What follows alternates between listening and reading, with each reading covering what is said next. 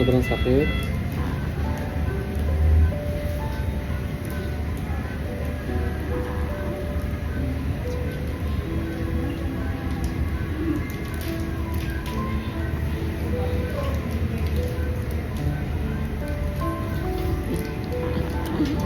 Gusto mo kita para mabawasan yung sakit.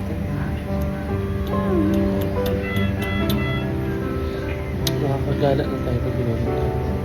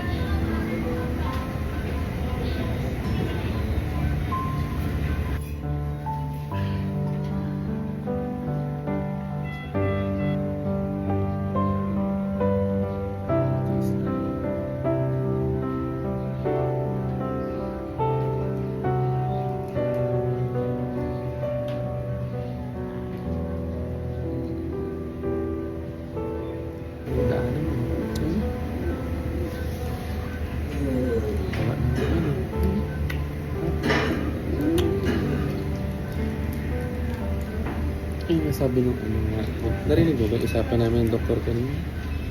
Ha? Pag pinutol na yung bituka mo, ilalabas yun, di ba? Tapos, tatanggalin yung cancer mo. Kung natanggal na yun, wala na, okay na yun. Lalakas ka na ulit. Hindi ka naman ano.